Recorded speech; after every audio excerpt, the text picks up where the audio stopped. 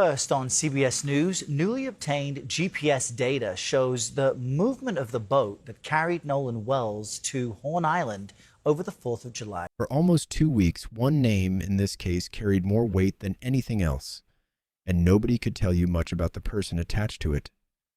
Katie. She was one of the last two people with Nolan Wells before he disappeared.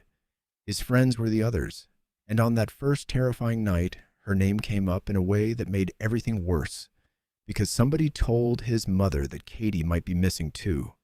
No last name, no number, no idea who she even was. So now you've got a mother searching for her son, and a second name nobody can find. But here's the thing, Katie was never missing. She left that island safe, on a different boat, reachable the whole entire time. So the real question was never where is Katie? The real question is what did she say? Because when she finally told her side, it did not match what Nolan's friends had been saying at all. One of them says he was getting back on the boat.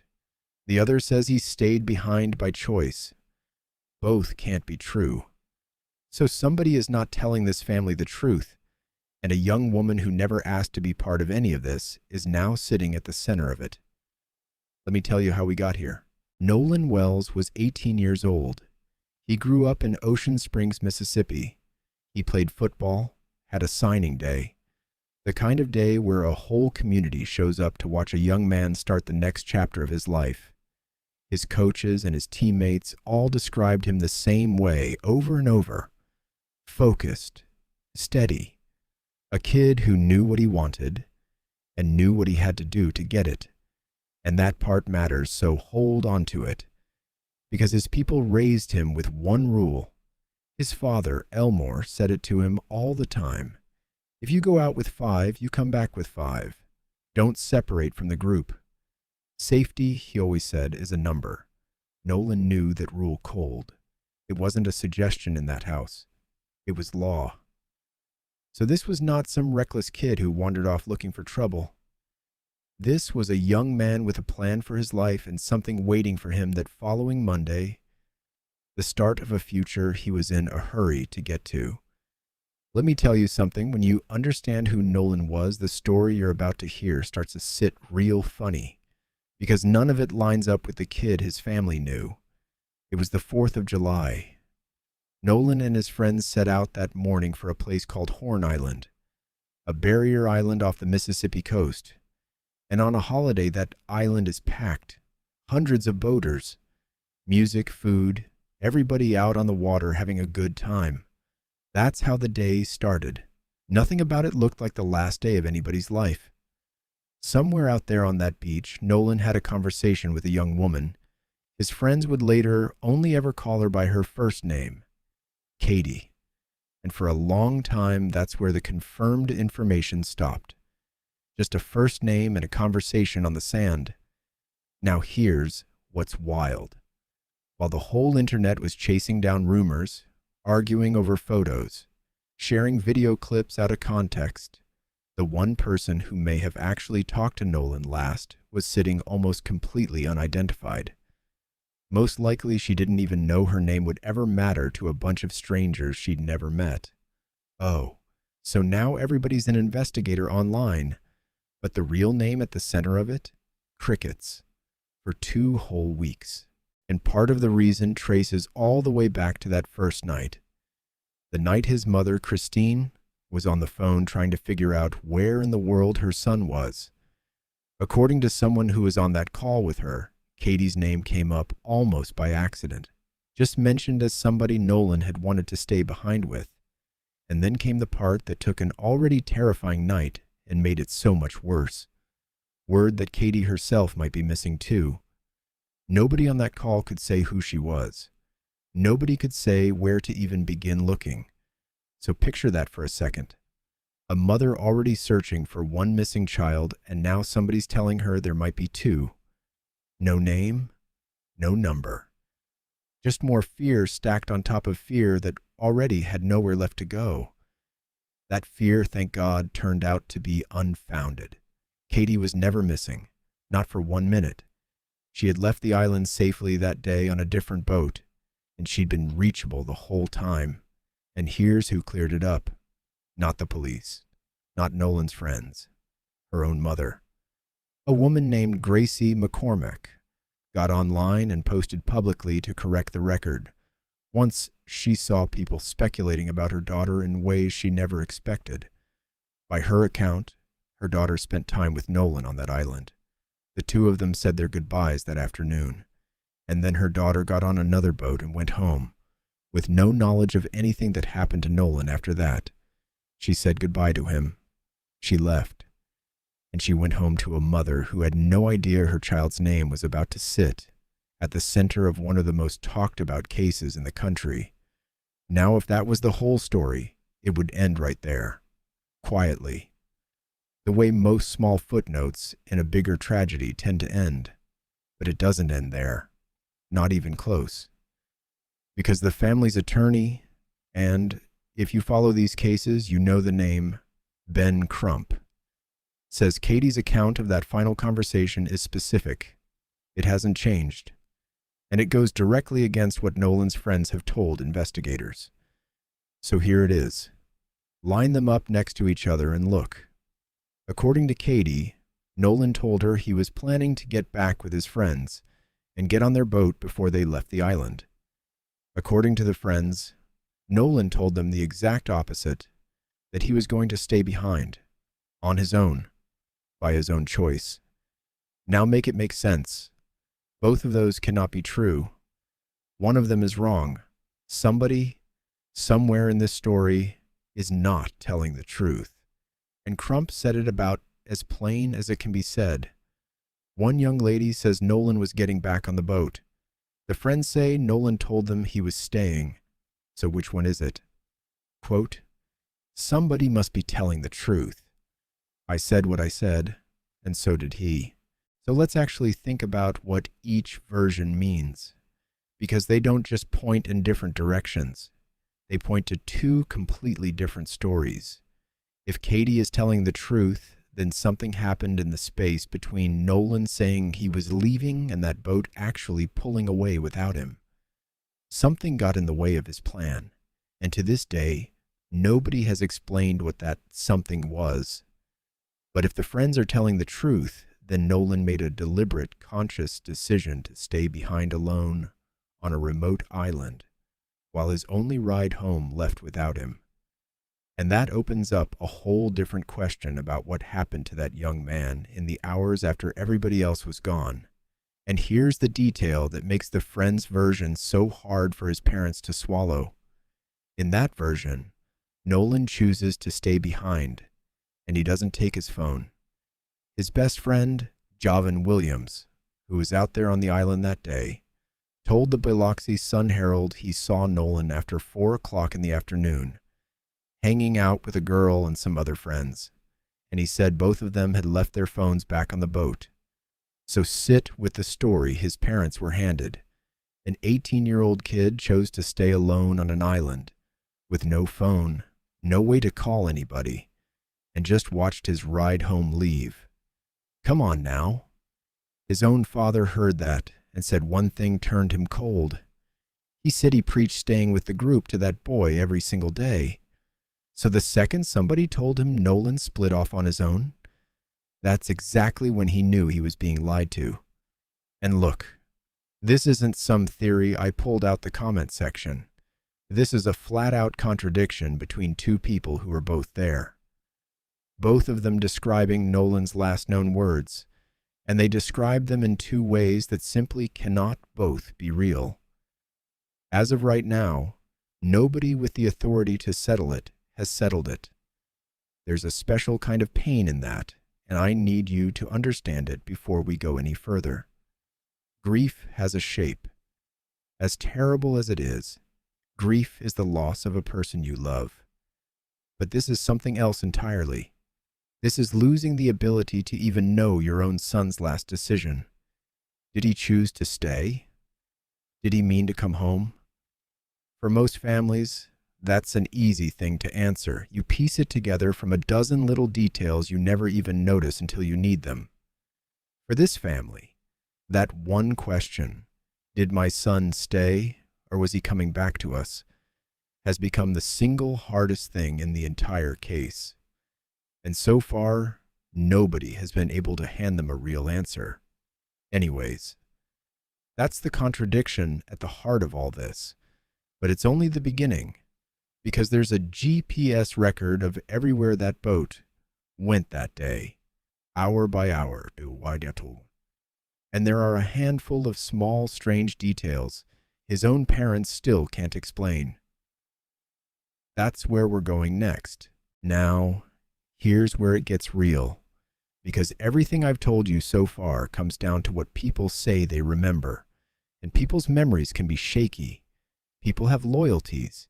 People get scared. But there's one part of this whole story that doesn't remember anything, doesn't take sides, and doesn't care how anybody feels about it. The boat left a trail as part of a records request to the Mississippi Department of Marine Resources. GPS data was pulled on the exact boat Nolan and his friends took out that day, and that data lays out the whole afternoon, hour by hour. So let me walk you through it, and you follow along with me. At 9:56 that morning on the 4th of July, the boat left its dock. Just a group of young people heading out for a holiday, not one of them knowing how that day was going to end. By 11:14, they'd reached Horn Island, and for the next several hours the group stayed together out there, celebrating the 4th the same way hundreds of other people on that same stretch of coast were doing. Then comes 4:31 in the afternoon, and this is the timestamp that changes everything. At 4:31, the boat left Horn Island. Nolan was not on it. Now stop right there, because if the story ended with a boat leaving and going home, you might be able to talk yourself into some version of an accident. But that's not what the data shows. That boat did not just go home and stay home. It kept moving. Let me tell you something. After Nolan was left behind, that boat made 4 separate movements over the next several hours. 4. It returned to its original dock first, but then, instead of tying up for the night, at 5:52 in the evening, it traveled into a place called Fort Bayou. By 6:06, it was back at the dock again. Then later that night, at 7:19, the tracked position shifted one more time, over to the Fort Bayou boat launch, and from there, according to the Marine Resources report, that boat was taken out of the water entirely and moved over land, towed by a vehicle presumably, all the way to a home in a place called Van Cleve, owned by the boat's owners. So sit with that sequence for a minute. This is not one simple trip home. This is a boat that gets left, comes back, goes out again, comes back again, and then gets hauled up out of the water and driven off, ending up on dry land more than 70 miles from where the day began. 4 movements, all recorded automatically, all without a single word of input from anybody connected to this case. And that exact window of time, from the moment Nolan was left behind to the moment that boat ended up on land, that is the exact window investigators are still trying to fully explain. And it's the same window Nolan's parents replay in their minds, over and over, trying to understand what could have happened inside it. But there's another piece that came out of that same records request, and this one you can hear, because at some point out there, that boat had a mechanical problem, and a call went out. On that audio, you can hear the caller explaining that the boat is in trouble. Quote, "We're sinking. Can y'all please come?" A private towing company got the call. "We're sinking. Can y'all please come?" And the way it got passed along tells you a lot about who was on that boat. The dispatch reached out to a local captain for help and described the situation like this.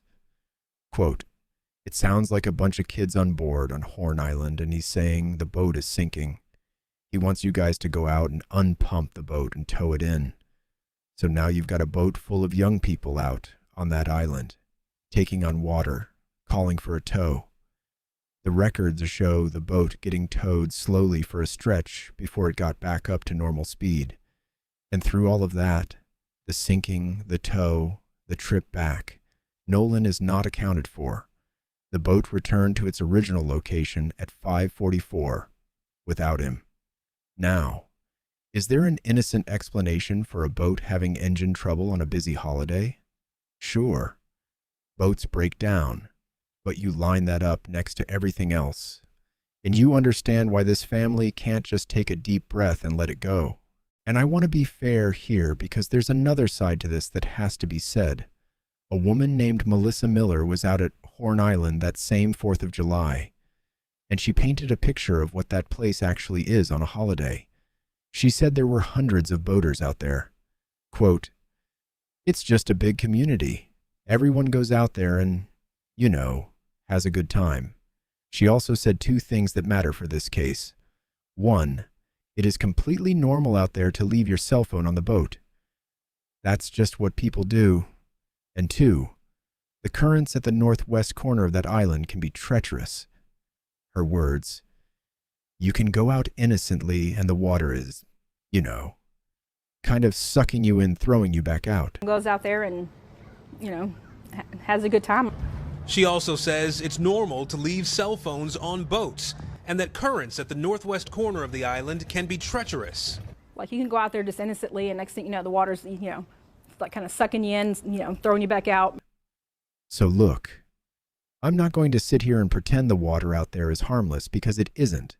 People who know that island say that corner is dangerous, and that's a real part of this story too. But here's the thing. A dangerous current explains how a strong young man could get into trouble in the water. It does not explain a contradiction between two accounts of what he said. It does not explain a boat making 4 stops. And it does not explain the details his parents started noticing once they went looking. So keep both of those things in your head at the same time, because now we get to the parts that, on their own, sound like nothing, but stacked together, they're the whole reason this family refuses to accept the official story. Start with something as small as a pair of shorts. The official police report listed Nolan as wearing black shorts the day he disappeared. But according to his mother, Christine, a young woman who was on the island that day, later reached out to her and shared photos. Photos of Nolan that day in blue shorts, not black, blue. Now by itself, so what, right? A clerical mistake. Somebody misremembered, but you try seeing it the way a mother sees it, a mother who can't just walk down the hall and ask her son what he had on that day. For her, that's not a footnote. That's a thread. And once you start pulling one thread in a case that's built almost entirely on other people's memories, you can't help but reach for the next one. Then there's what happened before Nolan's body was even found, before they knew. While his parents were still holding on to hope, still half expecting the kind of phone call that ends a nightmare instead of starting one. They went to go get his car from a friend's driveway. Simple thing. Should take a couple minutes. According to the family, it did not go simple. A friend came to the door and said he couldn't find the keys, went back inside to check again, and the minutes started passing. Now understand. These are the kind of minutes that feel like hours when your child is missing and you're standing on somebody's porch with no way to reach him. And eventually, those keys turned up, sitting right there, on top of an Xbox, inside the house, right where another person, overheard on a phone call, happened to mention they'd been the whole time. Make it make sense. For a family already starving for one straight, simple answer, a delay like that doesn't feel like a coincidence. It feels like friction, showing up at the exact moment they needed things to be easy. And then there's the phone, because this might be the one that sits heaviest of all. According to a family friend who helped track the device down using a monitoring app, Nolan posted to Snapchat almost every single day. It was such a normal, constant thing for him that nobody even thought of it as a habit, until it stopped. In the 24 hours before he disappeared, That account went completely silent. No updates, no posts, nothing. And everybody close to him agrees that silence was just not like him. Oh, so now the kid who documents everything just goes dark for exactly the window of time that matters most, and it gets stranger. Because when that phone was finally located, one more thing didn't add up. The location tied to the account didn't even match the place where the phone itself was actually found. So think about what it's like to be a parent sitting with that. Your son's whole life was an open book. Posting, sharing, documenting, the way so many young people do without a second thought. And then, for exactly the stretch of time you would give anything to understand, it all goes quiet. Not slowly, not with a warning, just silence, in the one day you need to see the most. Now let me be straight with you, because I'm not here to tell you what to think. Not one of these details by itself proves anything. The shorts could be a typo. The keys could be carelessness. The phone could have died. Any one of them on its own, you could wave off. But that's the thing about this case. You don't get to look at them one at a time. The family didn't get to either. They're looking at all of it together. The contradiction about what Nolan said. The boat making 4 stops. The shorts that don't match. The keys that took forever to find. The phone going dark and showing the wrong location. And when you stack all of that up in one pile, you start to understand exactly why these parents said no. Why they refused to accept that there was nothing here worth investigating. And here's the part that should stop you cold. Every single one of those details, the photos, the phone tracking, the wrong location, all of it. The family found that. Not the police, the family. And a couple of friends with a phone app and the will to go dig. So the question kind of asks itself, doesn't it? If the people who loved him had to find all of this on their own, then what exactly was being done by the people whose actual job it was to find it? That's where we're going next. So let's talk about what the people whose job it was actually did. Because when this first started, the official word from law enforcement was that there was no evidence of foul play. That's what this family was told. No evidence of foul play. Case basically closed before it ever really opened. But the family didn't believe it, and a whole lot of people watching didn't believe it either. So they pushed. They kept pushing. And once this case caught national attention, all of a sudden the tone started to change. Now, you had a sheriff going on record saying the tips from the community had been very helpful, talking about how they put out a call for people to come forward with information. Oh, so now the community's tips are helpful? Now, you want information? When at the very start, the conclusion was there was nothing here to look into. Make it make sense, because here's what's plain. Almost every piece of real information in this case did not come from the police. It came from the family. It came from their attorneys. It came from friends with a phone app. The photos, the phone tracking, the timelines. The people who loved Nolan dug that up themselves. And that leaves you with really only 2 possibilities. Either the agency handling this was completely out of its depth, or there was some other reason the answers came so slow. I'm not going to tell you which one it is. I'm just telling you those are the 2 doors, and this family got left standing in the hallway between them. But things did finally start to move. On July 15th, Nolan's parents, Christine and Elmore, sat down face-to-face with the Jackson County District Attorney, their first direct meeting with her office since their son's body was found on July 6th. Attorney Ben Crump described that meeting afterward as respectful and candid. A small shift, but a real one, after weeks of this family feeling like they were on the outside of their own son's case. And out of that meeting came the news that once the investigation wraps up, its findings will go to a grand jury. Now, I need to be careful and honest with you about what that actually means. because that phrase carries more weight in people's minds than it does in reality. A grand jury referral is not a verdict. It is not an accusation against any one person. It doesn't mean charges have been filed, and it doesn't mean anybody has concluded a crime took place. What it means is the case has reached the point where the findings get formally reviewed to decide whether charges are warranted at all. It's a step. It's movement. But it is not the answer. And this family, more than anybody, knows the difference between those two things. Crump also cleared up something that had spread all over the internet. The claim that the FBI had taken over the whole investigation. That's not what happened. According to the FBI's own statement, the Bureau assisted with specific parts of the case, mainly centered on threats made against people connected to it. Threats that cross state lines, which is what pulled the federal government in. But the Jackson County Sheriff's Office stayed the lead agency the whole way through. The FBI was support, not command. And then there's the phone. That one small object his family has pointed to from nearly the beginning as the thing that might hold real answers. At that July 15th press conference, both sides agreed to something new. A joint inspection.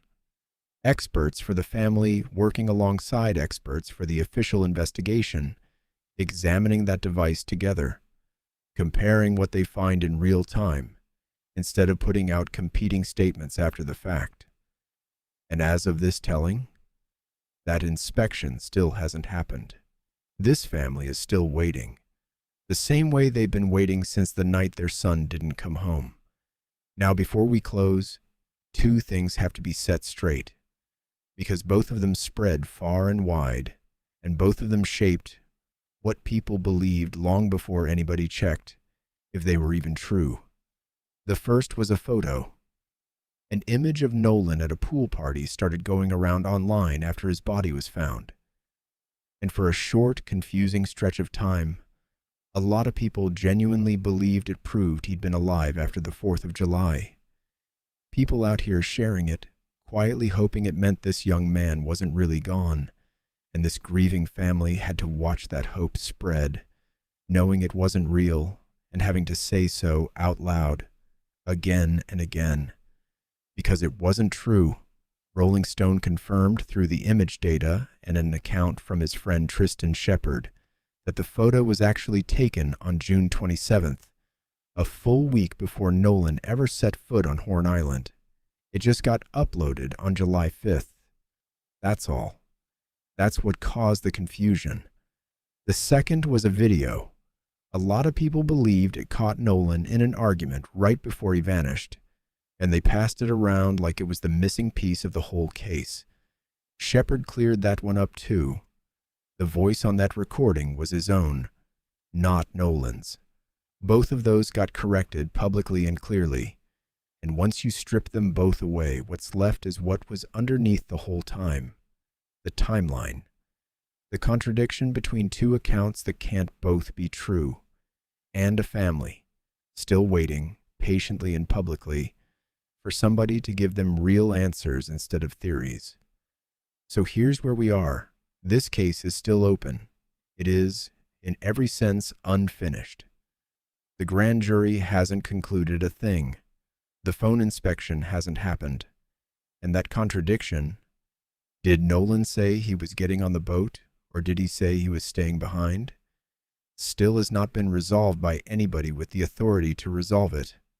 And underneath all of it, the GPS timestamps, the legal terms, the headlines, there is still just a family in a small Mississippi town trying to understand how a holiday boat trip with friends ended with their son gone. On July 20th, at Center Point, church in Ocean Springs, they laid Nolan to rest. The same community that once showed up to celebrate his signing day had to gather again to say goodbye.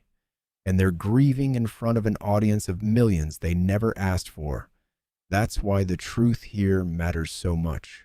Not the fastest version, not the version that spread the loudest online, the real one, Because these parents don't get to walk away when this story stops trending.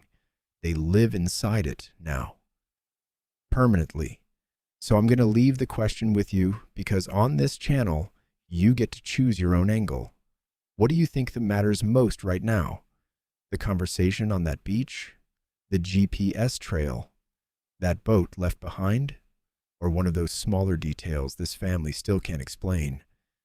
Drop it in the comments and tell me where you're tuning in from tonight. Because somewhere in Mississippi, a family is hoping the right person sees this and finally remembers something they haven't shared yet. If this laid the case out clearer than what you've seen elsewhere, do me a favor. Share it with somebody who's been following it.